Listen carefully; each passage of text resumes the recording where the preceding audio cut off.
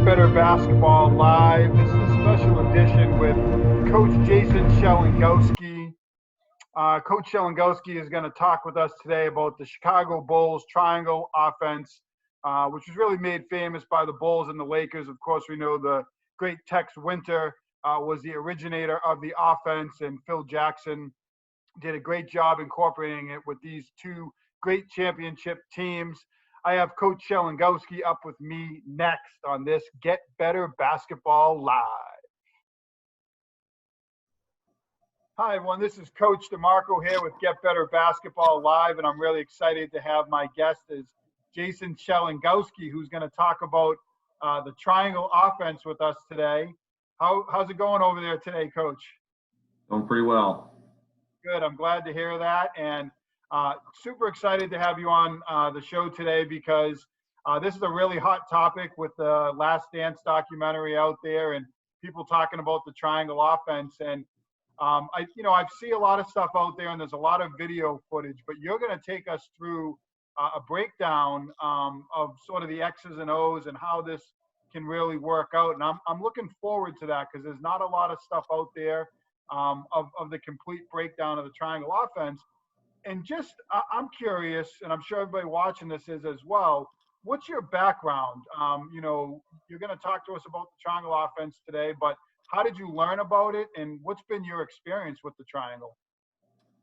For me, I mean, obviously I fell in love with kind of the movement of it, when I was a kid, but I didn't know that was necessarily the triangle. I fell in love with Michael Jordan like every other kid I think did in the 90s, especially when the Pistons were beat. But then, for me, when I became a head coach for the first time back in 2009, it was something that was important to me to maybe start running.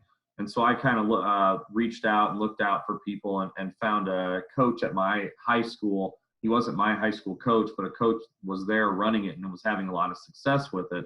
So I went to it, kind of a summer workout and watched some things. And then I started putting some stuff in, of course, for my kids. And of course, I had a big monster inside, so everybody played zone. And I was a young coach, so I didn't know that I could probably still run some triangle concepts, and did even. I just called it something different. So that's kind of my background with it. But then I started actually running it a little bit more when I became a girls coach down in Kansas, and just had kind of a good passing inside kid and some other tools to go with it. So, and I actually kind of implemented a little bit this last year at tournament time, just to kind of give some people some different looks. That's awesome, Coach. So it sounds like you've been in the trenches, so to speak, with the triangle offense. So it's great to have someone on, today that's actually run it, that the nuances of it and all those kind of specific details that go into running an offense like this. And what I love about it is just the opportunity that, all 5 players on the floor, which I know is something you've talked about previously as well, having all 5 players as a threat to score. Yep, absolutely. I guess the first thing I'll talk about is obviously the spacing with it. It's funny when the diagram's put together like this because, originally it was called the triple post offense. Well, no one in their right mind in today's game is going to play with 3 posts and 2 guards. I always kind of looked at that, and when I've talked to people, they've always kind of looked at it like, in my opinion, a triple post is even underselling it because all 5 kids could post up in this offense, just like all 5 kids could run off a double staggered. So that's what's kind of cool about it. But the spacing you'll see is you have your 2 guards up front that have a good probably 6 to 8 feet between them. Same with guard to wing, your other wing that's over here, and your post. Again, this wing right here is commonly a post, maybe your stretch 4.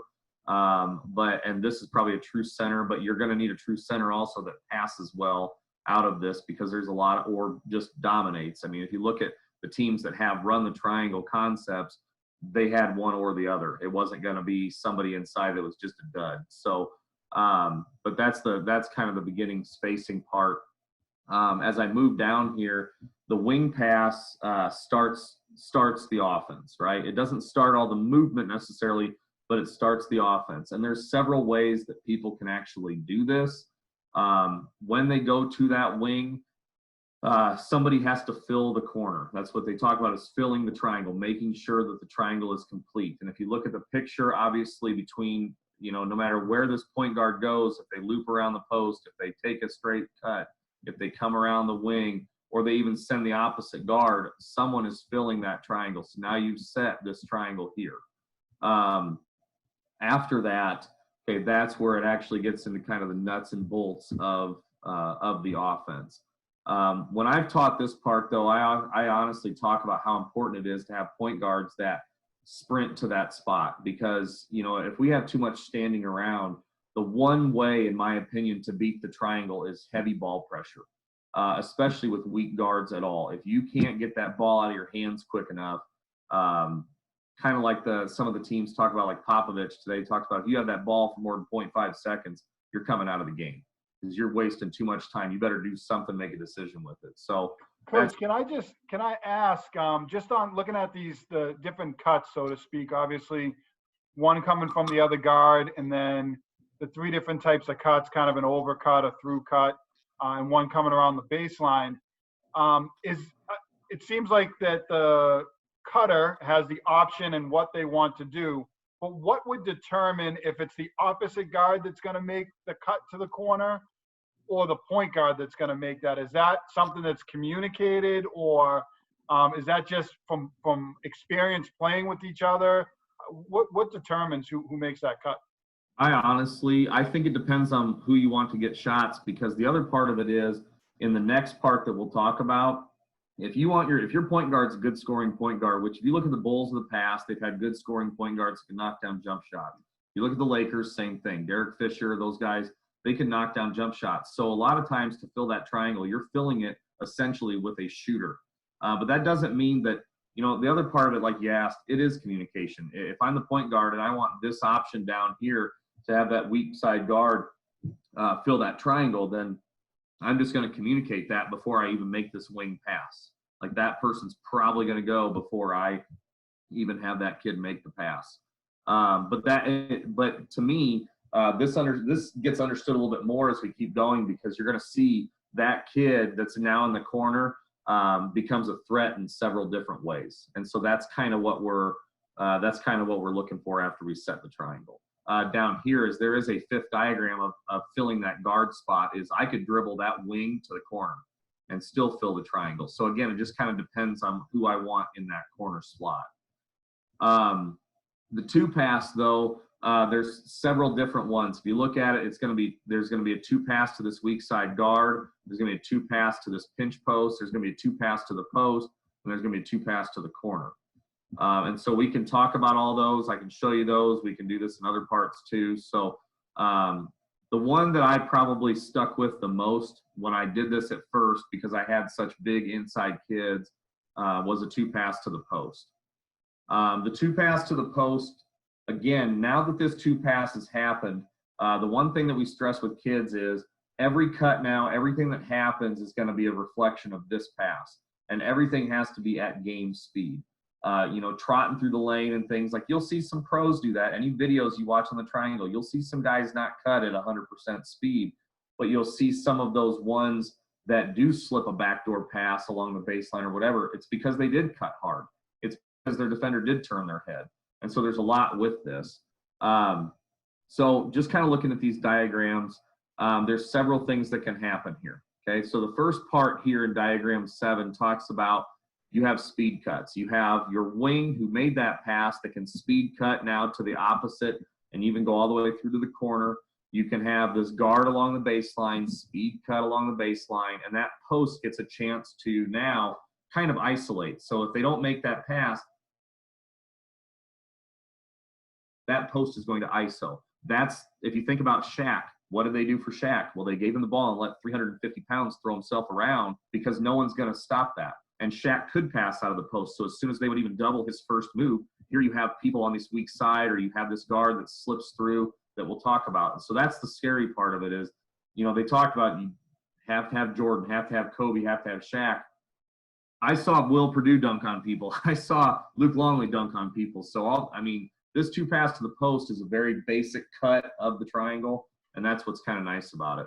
And Coach, we saw, at times even, Jordan and Kobe getting possessions in the post. And, I'm just thinking, we were talking in the Get Better Basketball chat just a couple weeks ago, and it came up about, posting up guards. And, I think that there's some good opportunities, even in today's game, to get your best player the ball through the triangle and kind of clear out for them here.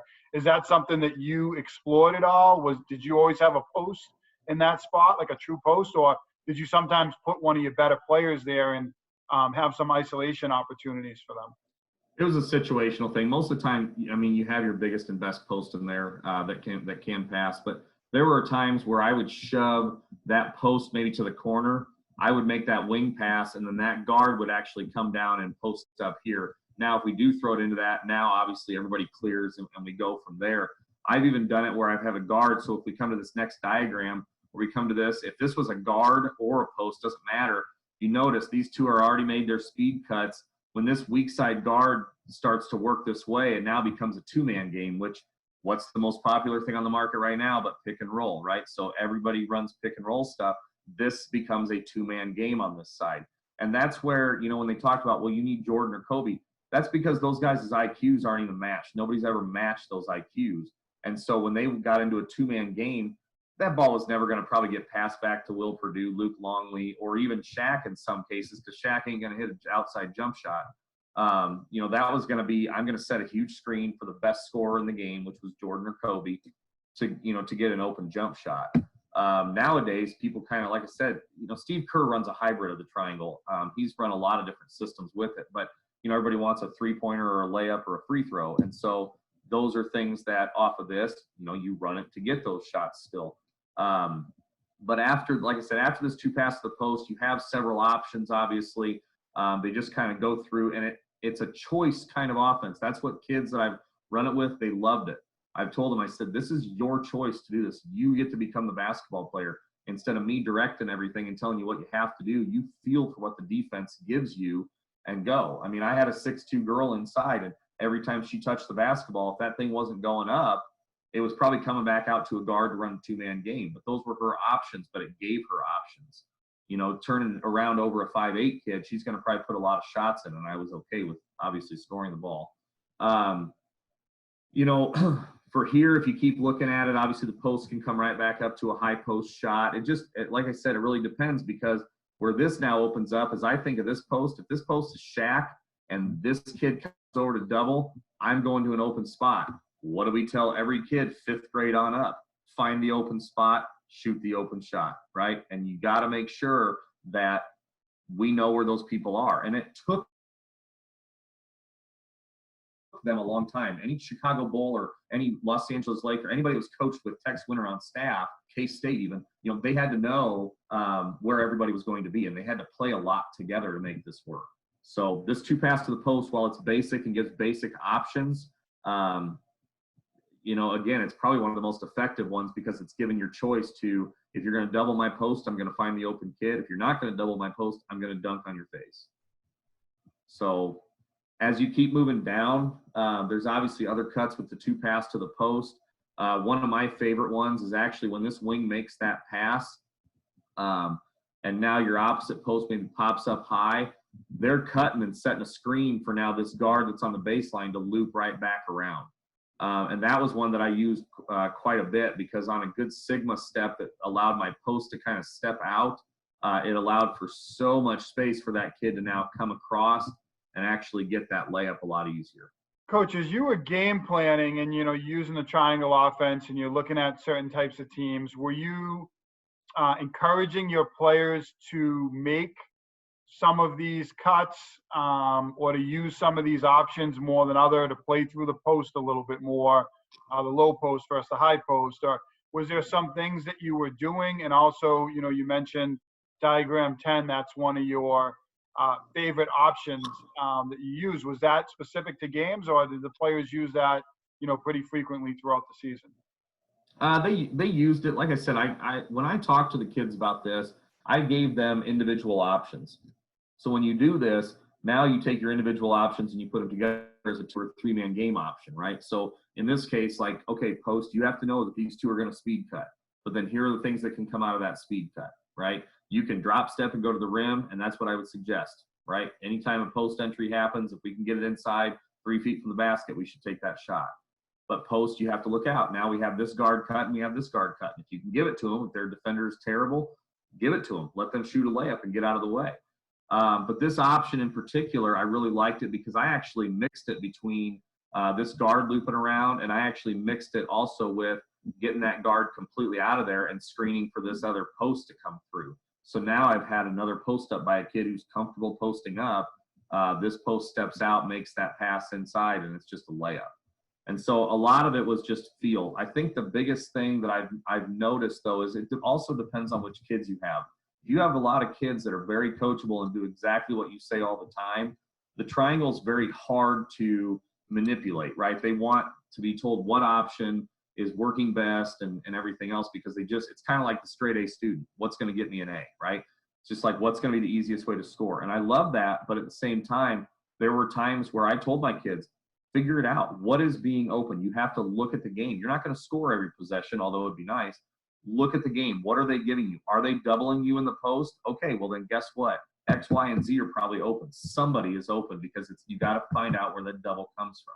And that's what Coach, I was going to say, that's one of the things I love about the triangle as I learn more about it is that you do have those opportunities to, read and react and make decisions. And there's a lot of different options off it depending on what the opponent is giving you. And I'm seeing one of the options I really like. And I remember as a kid growing up, seeing Jordan or even Pippen sort of coming off the ball would go into the post, and then they would come off this little screen from the top back to the wing, and they would get open shots, scoring opportunities from there. It's really, really simple.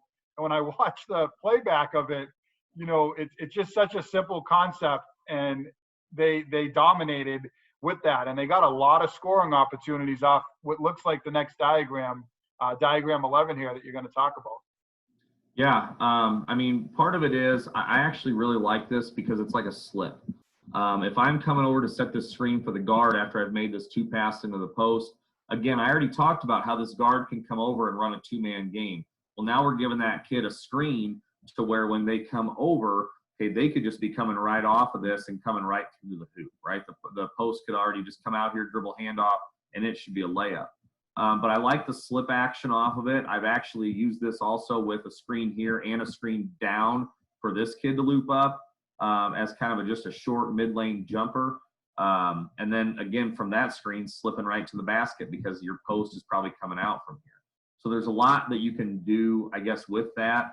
But this one down here is actually where a lot of times, if you look back at some film, a lot of times you see some of the best passing or some of the best passing fives. Again, it was Luke Longley. It was Dennis Rodman as an undersized post. Draymond, who runs the hybrid of it. Shaq was a great passing. I mean, there were times where Shaq averaged 3-4 assists a game in a season because of just this play is the scissor cut. So as soon as the pass comes in, this guard's going to step up and kind of run a rub screen for this guard to kind of come around and get this. And this is one of probably, honestly, the Lakers when they won all those championships. This was Derek Fisher setting a good old stout screen for Kobe Bryant or, whatever guard that they had that they picked up just to, win a championship, a Mitch Richmond or something, just to kind of get easy looks. So like I said, I really like the 2 pass to the post. This is the last one here that we could talk about, which is. Coach, can we just go back on that last one for a second? Just so the wing, obviously the ball goes into the post, and is that wing looking for a handoff potentially off the brush, or is it a jump shot, or are they reading? So I'm looking at the corner player that has the middle cut, and obviously there's an opportunity there, and then I'm looking at that wing who's coming off sort of that little brush, and are they looking to get to the basket or get a pull-up jump shot, or is there kind of that read and react option there as well? Again, it's read and react for the post, right? These two have their distinct thing, and a lot of times this might have been more of a set call, right? This might have been run triangle and then run your scissor option out of this, and kids knew, okay, this was what they were going to do out of that. So it's more of like a set, in my opinion. But again, I think the one thing I probably love the most out of it is, like you kind of pointed out, this kid sets the screen and then is going to slip to this middle spot. But actually, this pass that you've seen probably ended up on a lot of top 10 plays. It was probably Shaq dumping it over his head, without looking or something. That's really what you're going to get out of that. But again, all of these options, in the two pass to the post, if you look at it, it either gets to a two-man game or a post isolation. Like, that's really what it gets down to. You're never going to have, after that two pass to the post, you're never going to have the triangle on that same side again unless you reverse it and then reverse it again. You're into a two-man game, or that post is probably going to take it to the hoop. Coach, can I just ask, as we go through this, and I'm excited to see the next options, obviously, as well, but how challenging was this for you? So I'm thinking, this was run at the professional level. You see elements of it at the college level, and obviously there are high school teams that run it. How challenging was it for you to teach your players? Because it seems like there's a lot of really simple concepts, but the details really matter as they do in really any offense or defense. But how challenging was it for you to teach your players, and are there any suggestions you have as we kind of go through this? Because I'm hearing this and I'm thinking, if I have certain type of personnel, this would be a great offense. And even if you don't have a huge score in post, if you have posts who can be a great passer, there's a lot of opportunities, I think, to run the triangle or concepts of the triangle. So how challenging was it for you to teach players this? Well, I mean, when I started running it for real, it wasn't challenging for me to teach it. It was more so challenging for them to learn that it's okay to do something that's off the cuff. The screen that I talked about up here, that instead of going to this guard, leaving that guard out and coming to this post, one of my players came up with that. Well, can I screen this post if they have somebody on them that's just not that good? Well, yeah, do that. And what they started doing was they started asking questions. Can we do this? Not should we, like, can we do this? And it's like, yeah, absolutely. And I had some kids that were really invested in learning the game, which was nice. I think one of the worst things that happened when I first really started putting it in was I lost my point guard, who was an all-state player in the second game of the season. And, we had kind of built this to where it was going to be a very functional offense. The first game alone, that girl scored 25, and it was the quietest 25 I had ever seen. And then the next game, she tears her ACL. And it was hard because, you build for those scenarios and those setups. And other kids came in and did a great job too, but you build for those scenarios and setups of who's going to score and things. And what it did was it forced other kids to do it. So that's when more of the questions started getting, asked, can we do this? And so that's where you kind of get with it. It wasn't so much difficult. It was, ask me questions. If you see something, don't be afraid to do it. If you see that it doesn't work, don't do it again. Obviously you want to make sure that don't just go off the cuff and say, oh, well, let's just see if this works. I mean, it's got to be an option that we talk about. And so we didn't move on to the next option until we were very comfortable with a good 2 or 3 setups out of this option. And I think that's more than enough, especially for a high school team. If I'm coaching college or if I'm coaching pros, yeah, you're going to have a lot of time to work with those players, and they're going to have a lot higher IQ on basketball. You work with high school athletes, some of them may have IQs that match and some of them may not. And so, if you give them 10 options out of 2 pass to the post, they're going to remember 4 of them. So instead, give them 3 options and let them remember 3. Something should come of it.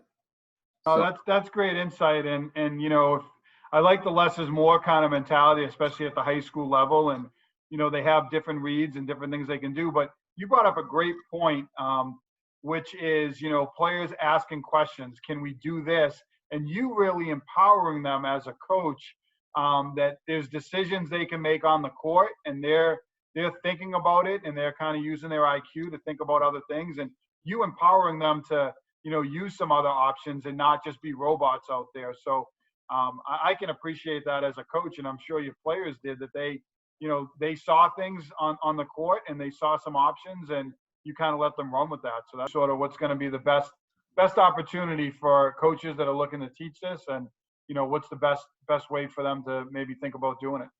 Yeah, so this option right here was the next one, because I felt like there weren't a ton of options out of something like this, but it was something to kind of pull a post away from the hoop that has to try to defend, right?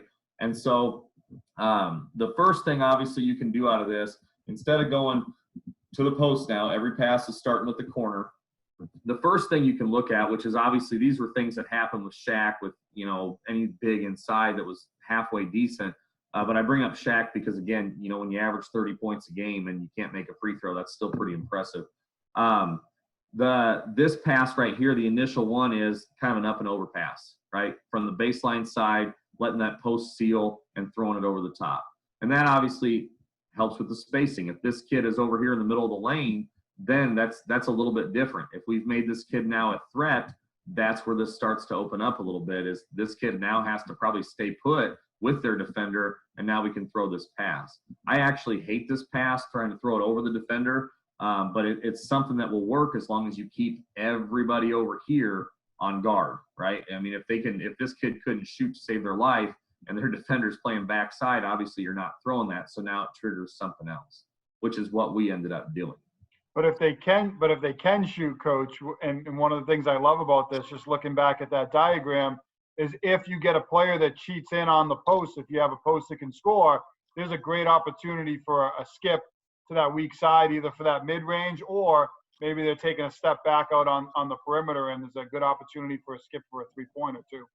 Well, and there's some pinch post stuff that actually comes up out of this. So like if I went here and this, you know, this kid now cheats off, right? And the defender's kind of in the middle of the lane. If I'm this kid here, there's kind of a pinch post blind pig option it's kind of a pressure release too, where they could cut right here.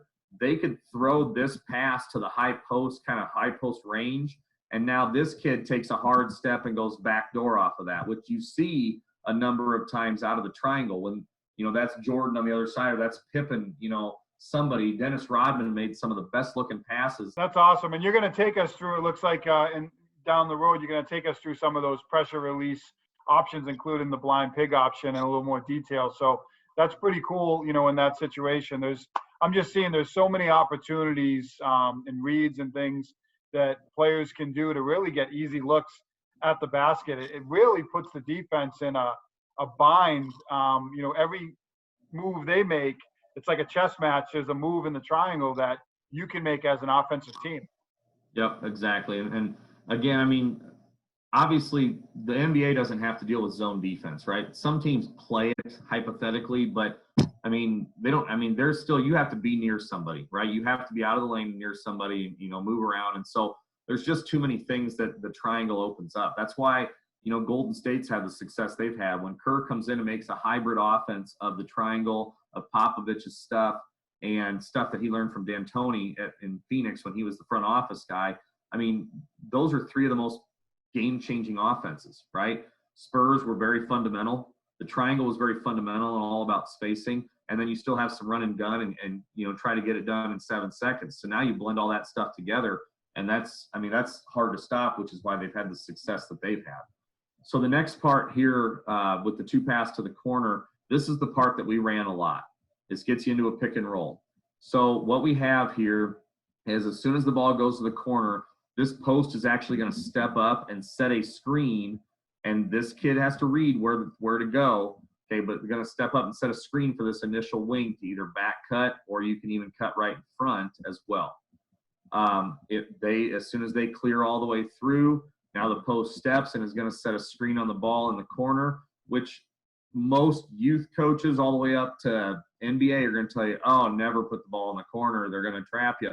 Never set a screen in the corner.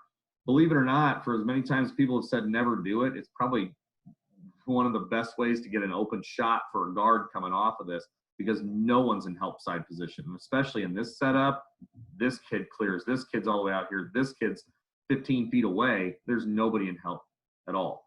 The only thing you can help with is a hedge right here. And again, if you're going to have a mismatch with Michael Jordan and Bill Laimbeer, good luck, Bill Laimbeer. I mean, that's why you had to probably clothesline the guy. So, I mean, that's really what it gets down to. But we really liked this option. This was one that kids often went, because as soon as we did have some high pressure, this guard cut into the corner was open quite a bit. And this was an option that kids really enjoyed. What were some of the things that defenses would do when you would put the ball in the corner there. I know you mentioned the trap option, but I'm seeing that as a defensive-minded coach, I'm seeing that as a challenging option because, with that cut right to the basket, it's corner, back cut to the basket, and it looks like you're getting some pretty easy looks. So, what other – I'm thinking maybe you could try to, ice the screen, but then you're giving up the baseline drive. So did you see anything that teams did defensively that gave you some problems with the ball in the corner? With the ball in the corner, like I said, the only thing that really gave us fits in any of it was a high-pressured team. And it really depends on, what officials are calling that night. There's teams that they're going to do things to force an official to call or not call something.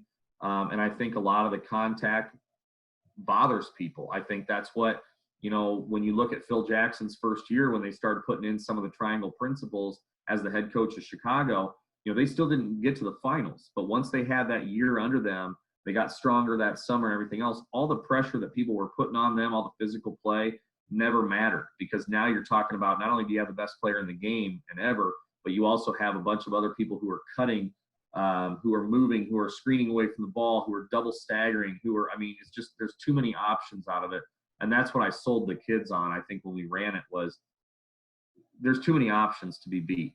So if they're taking you out of something, do something else. When you look at this corner option, I told the kids, there's no possible way they could double team this corner. The only way they could do that is by leaving somebody else open, which, again, that's what a double team does. But why would you want to leave? If you want to double with the big, why would you want to leave the big slip to the basket?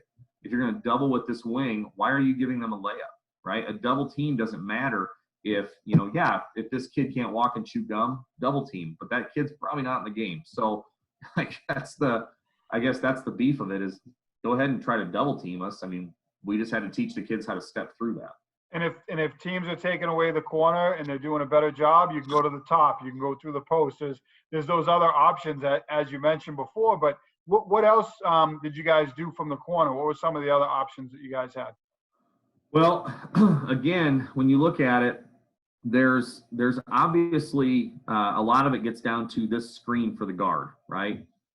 There isn't a whole lot of things where afterwards, there's 100 other things happening. What you end up with is a lot of ball movement. So this was one that we did run against a zone, for instance. Somebody's going to always guard this corner kid with the ball in the zone. If not, you're giving up a jump shot, right? So when we screen that kid, now the middle kid has to help out, and everything else. So now when we look at, like, for instance, this, I'm going to make this nice skip pass to the guard, extra pass to the corner. How many times do you see teams do that today, right? Where they have this extra pass, this defender comes up, and now we make the extra pass here. This defender comes out, and now you have a dump down inside. I mean, there's too many things that you see today that people are like, oh, yeah, this is a Horn series. This is, UCLA series. And it's like, it is. I agree with you 100%, but there are triangle principles with this, because that's what Tex Winter did. He took every kind of principle that they ran and was like, well, what if we had this kind of spacing? What if we had these kind of options? And then just kept adding to it and building to it. In terms of, some of the extra things, like I said, a lot of this is coming right off of the screen. So again, you have your screen and roll. You have a slip to the basket here, if I can get that pass underneath. And how many times, excuse me, how many times do you actually see teams that run that dribble weave action all of a sudden get this deep in their dribble weave action, and now a post step makes that mistake, steps up to help, and it's just a bounce pass for a layup? Same concepts, right? And so, you don't even have to do that necessarily out of a weave. You're doing this out of a corner, screen, get to the lane, kind of where I call the kill spot, get to here, force this kid. If the kid doesn't come up to help, you have a 6-foot jump shot. So just, again, like I said, too many things. One thing that I did do right here in this option was I ran a pick and roll for this pass right here. So as soon as I came off, skipped, and here, this wing or post for me stepped out and set another corner screen again. And these kids just reset. Get here, skip, and here, and you can do the same concept over and over again, and now it becomes a motion pick and roll.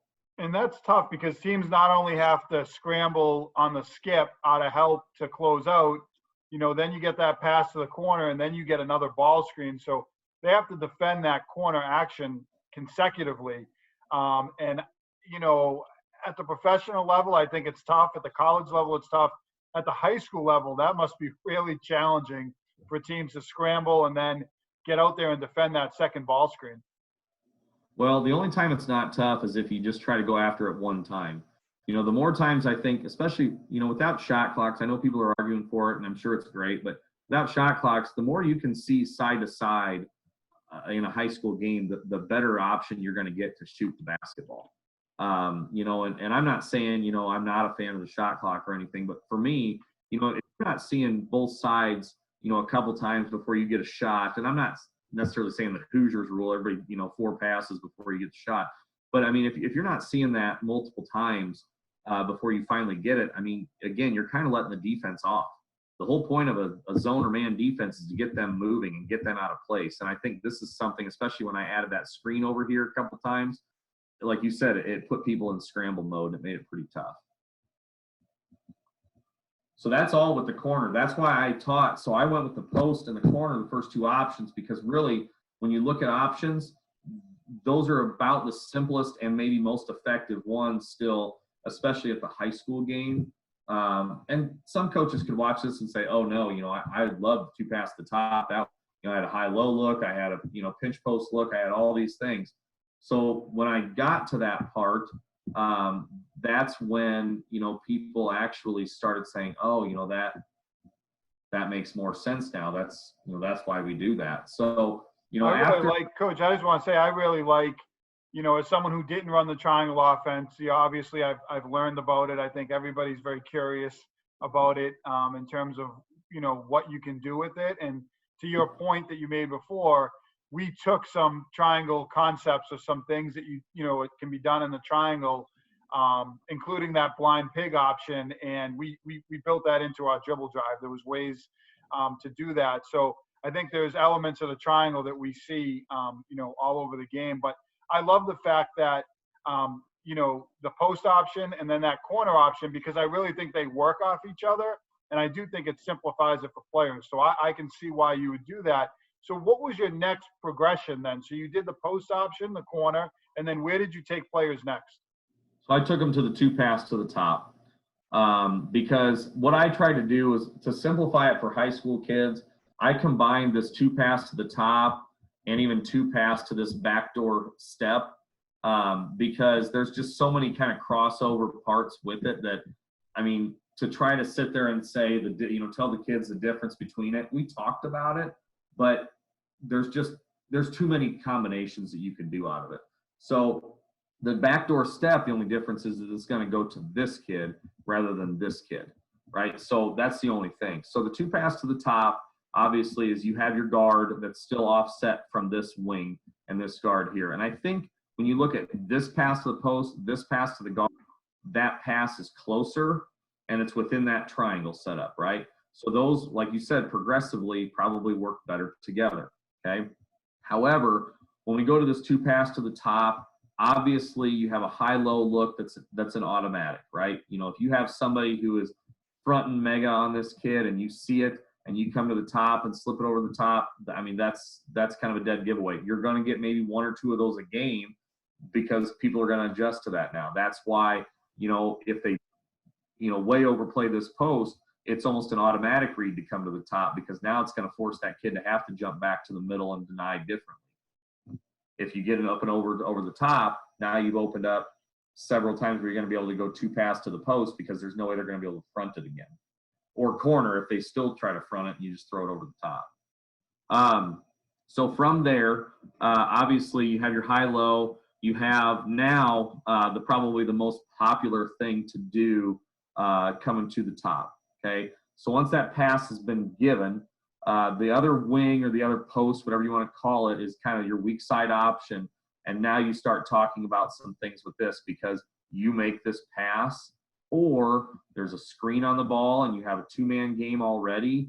And there's just a lot with this one. That's why I waited to do this one because, again, now when I've come to the top, these 3, some people are like, they don't even matter. Now we have a 2-man game. They do matter because there's something that they're supposed to do as well, and it takes a lot of communication. So, which is what we're going to get to. So this next piece right here is As soon as it goes to the top and we come here, this wing or post has a lot of options to make some passes, right? So coming around here, it could be a pass right back to them. It could be a turn and go.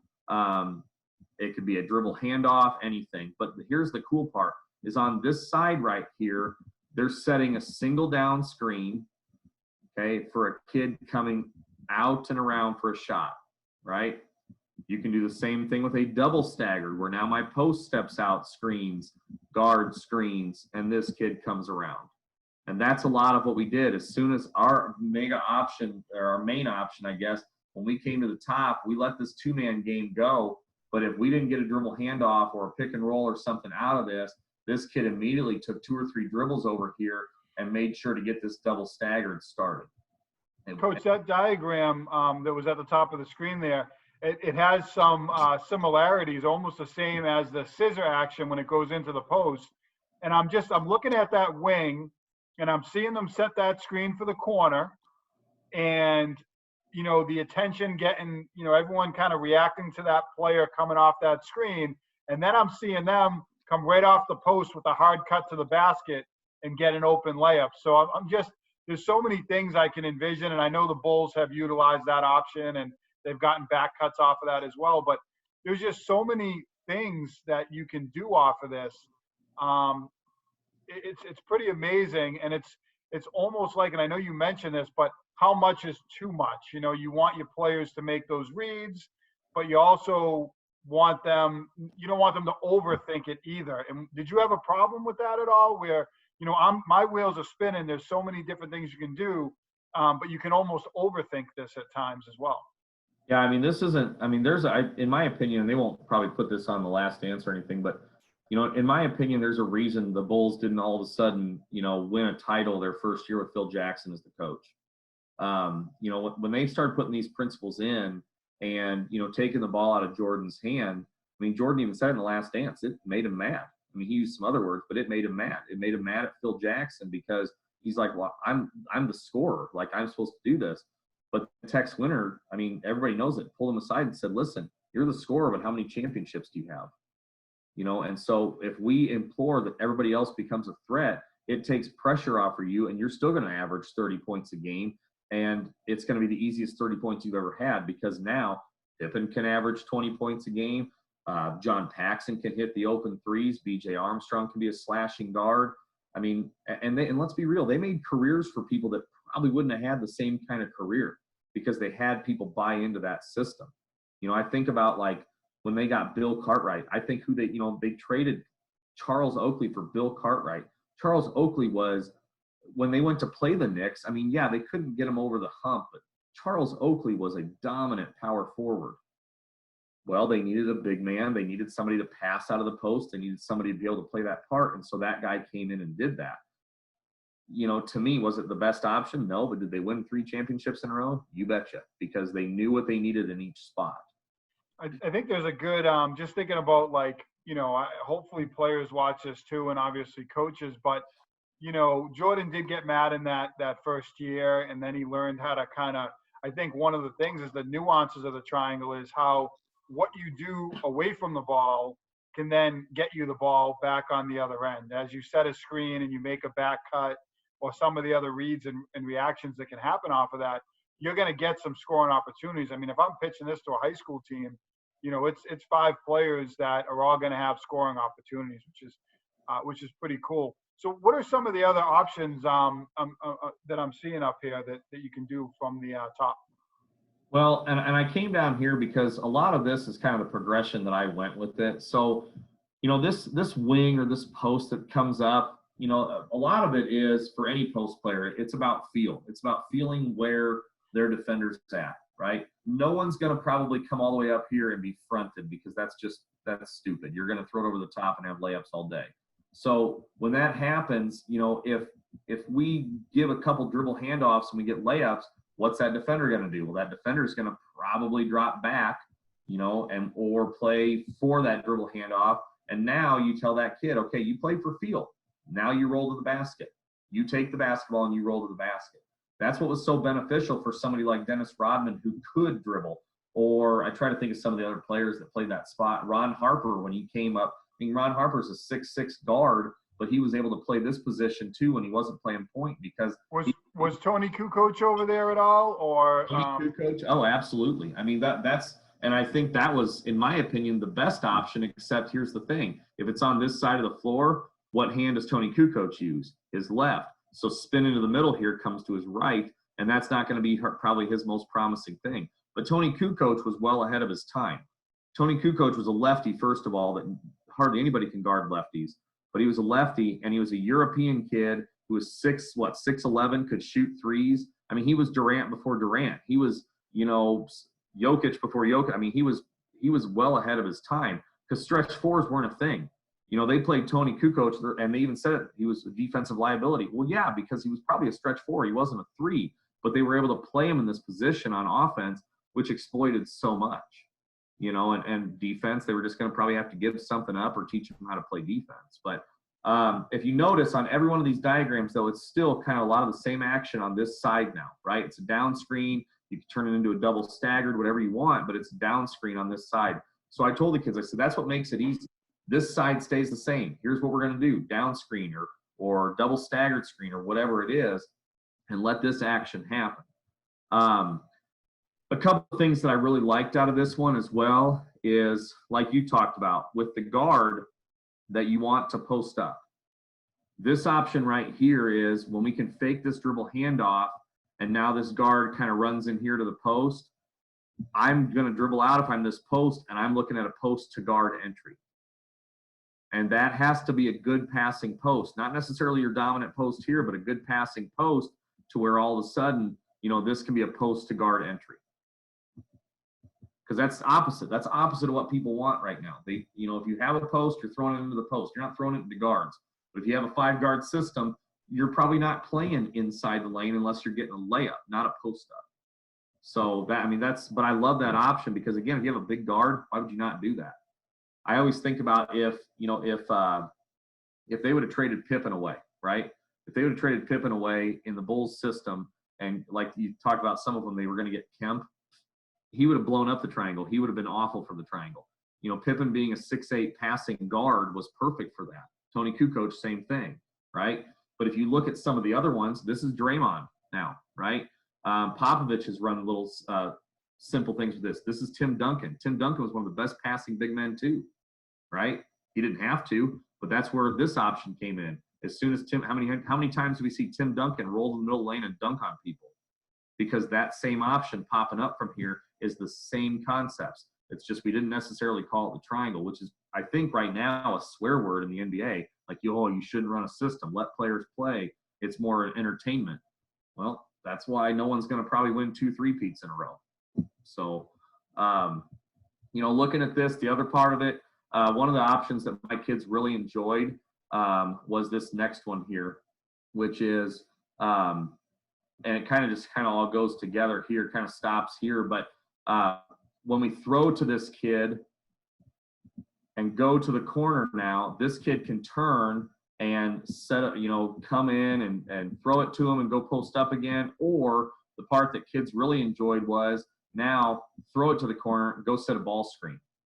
Now you're right into that 2-man game again that people want. And again, ball screen from the corner. So a lot of the concepts, like you said, it's very mind-blowing to people. But when you take the time to really look at it, there's a lot of principles with this that, again, if you tell kids, listen, just play. See what happens with it. Read what the defense is giving you. But if you take too long, the defense is going to take it from you, right? They're going to pressure you, push you, get you out of position, and that's what gets people out of the triangle. That's what Jordan came in and did. Kobe came in and did. Okay, push me out of it. I'm going to be stronger now. Okay, push me out of it. I'm going to take you to the hole and dunk it on you, or I'm going to pick up a foul. One of the things, too, that I think is undervalued, especially in the high school game, is those weak side actions. Because as teams are trying, you have a 2-man game, which is so challenging, right? Because you have those other 3 players on the other side of the floor. Players are trying to creep in to help, and you have these actions on the weak side, and you get that down screen and that player popping up to the wing.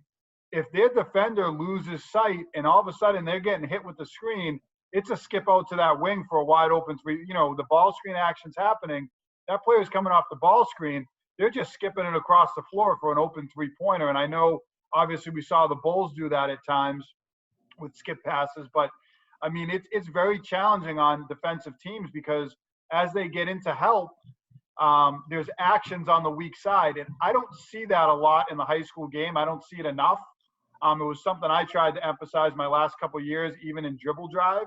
So I love this about the triangle is that simple down screen on the weak side or staggered, however you want to do, whatever you want to do with it. It's really putting the help defenders in a bind because they're trying to see the ball, but they really can't lose sight of their man.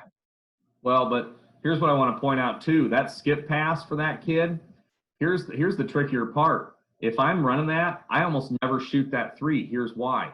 Because what do you end up opening up? The extra pass to that corner, because that kid's defender now has to come up. Right? Now, this is where you saw Jordan get a lot of baseline drives and dunks, reverse layups, right? This is where you see, if they didn't, this was a B.J. Armstrong, Scott Hansen, John Paxson, those extra players they had on there that could knock down those three-point shots. Or now you really irritate teams. This is John Paxson and this is Michael Jordan. Pick your freaking poison, right? Phoenix, game 6, I think, at Phoenix. John Paxson, skip pass over to him for 3. There, right? And so those are things that if you look at that scheme that was set up, it wasn't necessarily triangle, but it was because of the spacing out of the triangle, and it was because of the moves that they made on the opposite side. And like you said, that down screen, how many offenses run that? They run action on this side, but they're still down screening, double staggering over here. There's some offenses that do that. And some people probably truly believe, oh yeah, we made that up. Well, I'm sure you did, but somebody else has already done this stuff too. It's not like, and that's what basketball is. We steal everything. So, we have this happening on both sides. It makes both sides still stay responsible. I think the hardest thing, and I'll tell you this now, the hardest thing that probably came about with this is making sure kids set screens on people, right? It's so easy just to go to a spot. But if I don't set a screen on somebody, that means I'm hoping that they cut a heck of a lot better than I screen. But if they don't cut any better than I screen, you just have a big jumbled mess over there, right? And so you got to really find somebody. And they're like, well, but their defender's way over here. Then go screen them. Who cares where they're at? I don't care if they fell out of bounds. Go lay on top of them. I don't care. Screen them, though, because you want to make sure that we give our kid the best opportunity to score. So that was probably the hardest thing, honestly, to teach. And I think with help defenses, getting to that defender to screen them and not screening an area, to your point, at the high school level is definitely a coaching point. And coaches who are watching this, that's a great point that you're making, and something I think they'll be able to take. Well, there's a lot that they're going to take away, and everyone's going to take away, including me. What's the next? I'm seeing the Jordan move here. So what's the next piece to this? Yeah. So this is when Jordan was that reverse pass. You look back at any film and you see, he throws to this guy here, whoever it is, Rodman, whatever, where, he comes off of this hard jab step and then comes to the top and gets that dribble handoff again and just shoots this little free throw jumper. I mean, they call it the Jordan move. Anybody calls it the Jordan move now because that's what that is. I mean, that's it was probably a set. I doubt Phil Jackson was like, okay, this is the Jordan move. What it is this is the guard. He's going to come here, hard jab, and come off and get that again. And I mean, how many times do you see Dennis Rodman or Tony Kukoc or Scottie Pippen or somebody get this ball here, let them run past for a couple steps, and now we're just going to take one dribble and hand off again, and they get a wide open jump shot. It forces these defenders to have to switch, and even when you do switch, you're way underneath that. That's why Jordan can get to these spots and hit these shots. And I think this next part plays really well with it, because how many times did you see teams anticipate this pass, right? They now start to, hard deny this. So now it's just here, or they even drop this guard off to take this pass away. They're just going straight to the lane.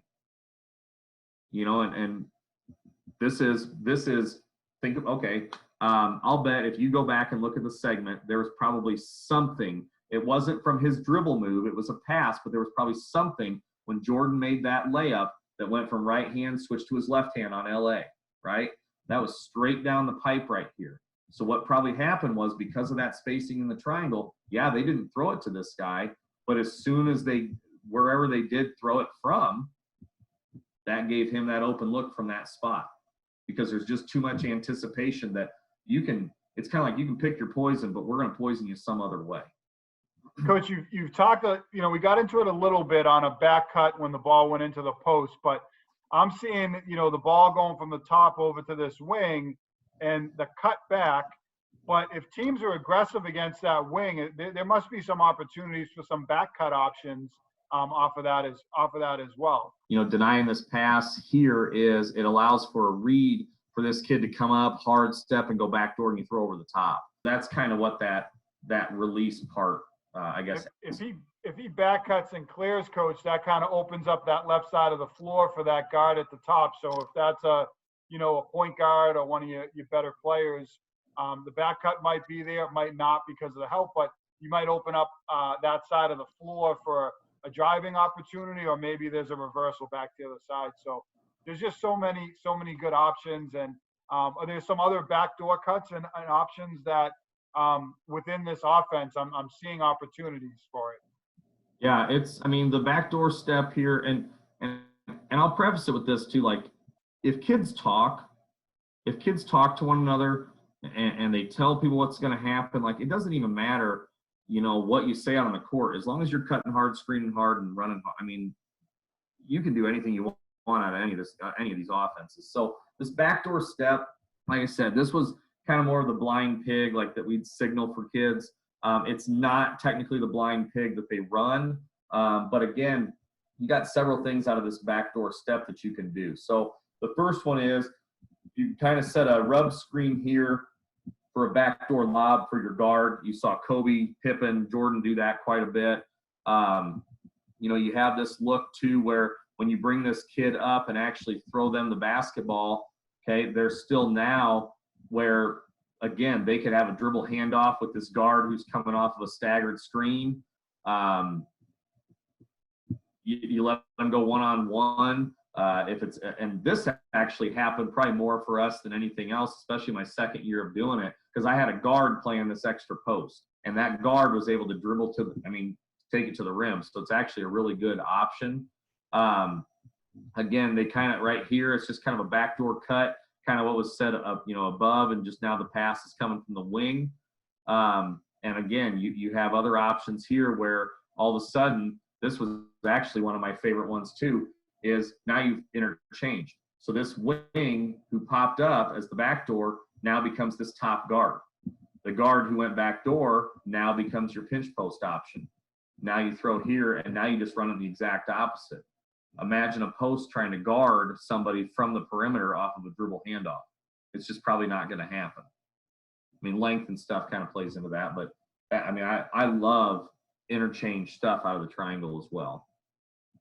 Other than that, some of this stuff, is just common sense. A high-low.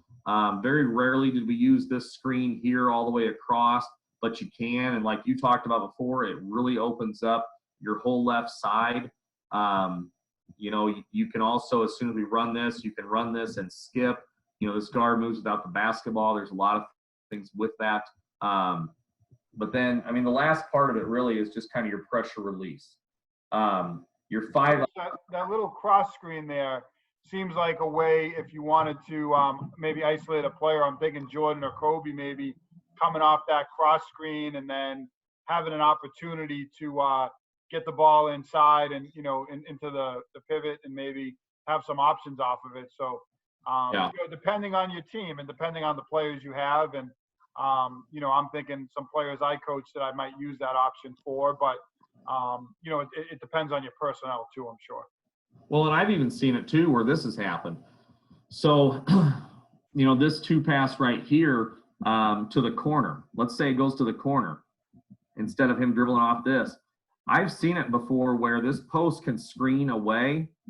This post comes across, now sets this top screen here, back cut, and right into your two pass to the corner option anyways.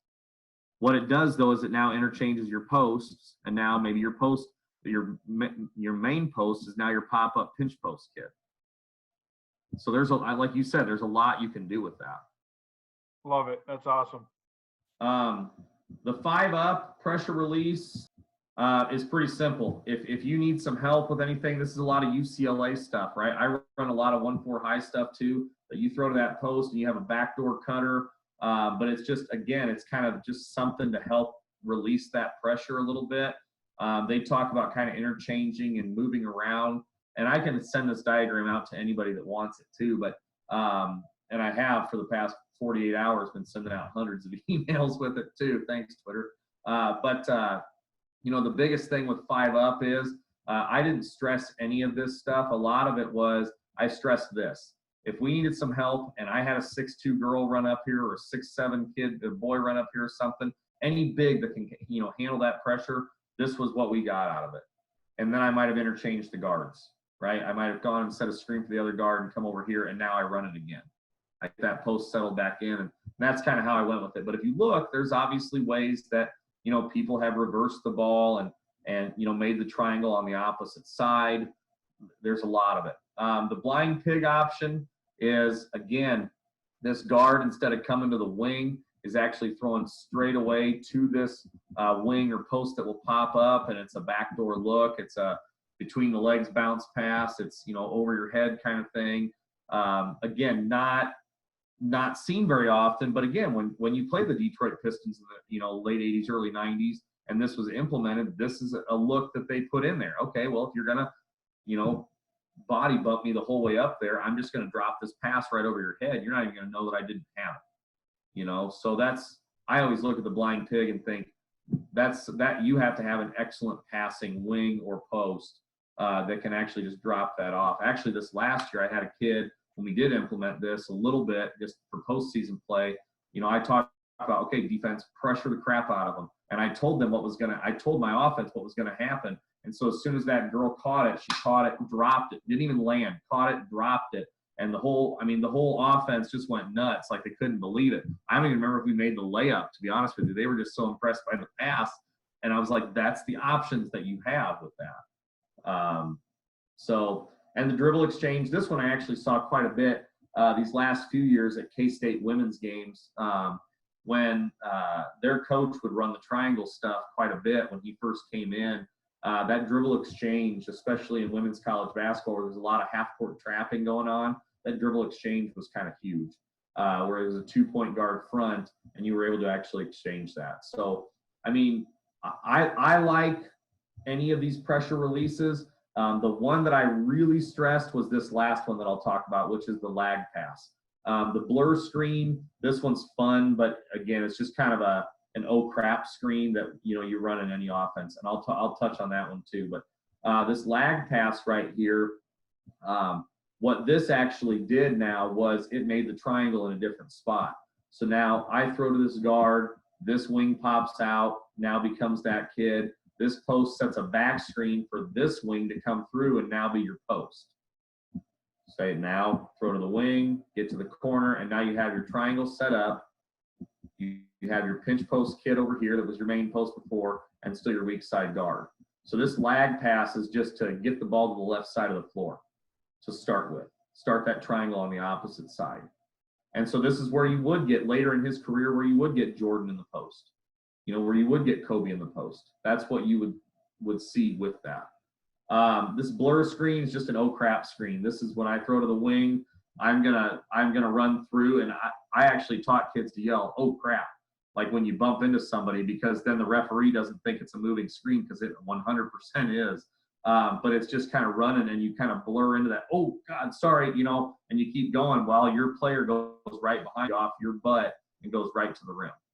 So, and actually one other coach that I heard use that terminology, he didn't say oh crap, he said the other word, but he was the Oakland University coach, and he said, you know, so many officials will not call this a moving screen because they think it's just impeding the action. If anything, they'll call a holding foul or something on the defense because you can't get through. But if you hold your arms up and just yell, oh crap, you know, they aren't going to call it. So this is good stuff. I'm willing to share anything about the triangle because, like you said, you start looking at diagrams and you see 100 other things that happen. And you should go with those, and every coach should go with those because it's about your personnel. Coach, just a couple questions before we finish this segment, which I mean, coaches are going to get so much out of this, and I appreciate you being, willing to share your knowledge, and the fact that you have used the triangle like really holds you in high regard in terms of, sharing information with other coaches. How often would you set up the triangle on the other side of the floor? I know like it's obviously predominantly on the right side. We're seeing, a lot of this stuff, but obviously you can run it to either side. And you mentioned there's opportunities to switch it, to the other side, including the lag option that you provided. But how often would you see that? Was it a 50-50 thing, or was it, 75-25? If you had to give kind of a guesstimate of how frequent you guys would be on the other side of the floor. I think when we first started running it, it was probably like 150% on the right side, and but what you talk to the kids about, honestly, when you're setting this up is, you got to see both sides. And so maybe it is a pressure release thing where you do get it to the left side, or, you do throw it to that guard and you slip another guard to the other wing or something, and you can set it up any way that you want. In my opinion, the triangle works best on the left side because you're talking about attacking a side that not many people know how to defend very well, especially if you have left-handed people. I think that's why Tony Kukoc had some of the success that he did. And I was actually very surprised that Phil Jackson never went after a real lefty like that again. I mean, he had Derek Fisher, but Derek Fisher was not Tony Kukoc. There was a 9-inch difference on that one. So, in terms of how often you should run it, I think, in my opinion, it should be a 50-50 split. If you get this right, again, part of it gets down to communication. You have to tell your kids, if you want it to go to the left side, then get yourself to the left side, dictate where people go, and we need to start being able to read it off of each other rather than me yelling out, get to the left side, right? I should just be able to just do this or whatever the signal is, and then, you run it the way you want to run it. If the defense is taking away the post, in front of the post, you go right to the corner. If the defense is taking away the post, you can go 2 passes to the top. If they're denying the top, okay, obviously it's always going to be corner. So, when the defense takes things away, it does take away options, but you're always going to have something available. That's great information. And I know that's probably one of the questions that would come up in terms of some of the options and where you might run it. Obviously this is an offense. You look at the Bulls run it, you look at the Lakers run it and their personnel. But I'm seeing this, and I know you mentioned having a guard in one of those kind of the wing, the weak side post, weak side wing spot. I'm seeing there's opportunity really to have like 5-out type of philosophy. Obviously you have a post player, but you don't have to have a true post necessarily to run this successfully. You could have a guard or another player in that spot that could score underneath the basket, but you don't have to have a 7-foot post to run the triangle offense, at least from what I'm seeing. Is that something that, have you run it without a true post, or is that something you think can happen? I think the best segue off of that question is, I think this offense was well ahead of its time. When you look at so many people now going with a 4-out or a 5-out offense, this is obviously more geared towards a 4-out offense. You could play with 4 guards and a post on something like this, but your 4th guard needs look at the luxury that Golden State had when they got Durant. How many times did you see him pop up to that high post, weak side elbow, right? That high post, and you could run Clay off it, Steph off it, whoever. Otherwise, you give Durant the ball and you say, get out of the way, right? He's a 6'11" guard that's going to shoot over the top of you anyways, or drive on you and dunk on you. So that's I think the luxury of who you have, I guess. And you're exactly right. It's just, I feel like sometimes people have, made this a curse word, or made the NBA, this isn't, this doesn't work anymore. You don't have a Jordan or Kobe. You didn't have to. The Bulls didn't have him in 93, 94, and they still had a lot of success because everybody was an option, and had 3 All-Stars because of it, Horace Grant, B.J. Armstrong, and Scottie Pippen, which never happened when Jordan was there. So, I maybe 1 year with Rodman, but I don't remember if he did or not. So, Coach, if coaches want to get your PDF, obviously they're going to see it in this video, but if they want to have a copy of their own, I know you've sent it out and shared it very generously with other coaches. And it means a lot because it's your notes and the notes that you have. You know, and as we went through this, I could see all the, you know, information you were able to share, and people might have questions for you as well. So I know you're active on Twitter. I appreciate the fact that you joined the chat. And there is Coach Shell's Twitter handle there, at @bball Coach Shell. So you can reach out to him. I would give him a follow if you're not already. I know a lot of coaches do. You have a lot of great information, not just specific to the triangle offense, really coaching in general. You've shared with us before on Get Better Basketball Live. And, you know, I can't wait to share this out before The Last Dance comes out this weekend, final couple episodes. I know this is going to be so valuable for coaches, and if they decide not to use the whole triangle offense, there's very simple concepts in it that they can use. Just think about the weak side action, the blind pig option, which I know college teams, a lot of them are using, and high school teams as well. But there's so much great information you shared with us today. So again, I appreciate it. I hope we can do this again soon. And, you know, maybe we can do a part 2 with the triangle offense. Maybe we'll look at some video and do a little breakdown of some of the things that worked well for the Bulls, the Lakers, or there's probably a lot to talk about. So I appreciate it. So thank you again. Yep, you bet.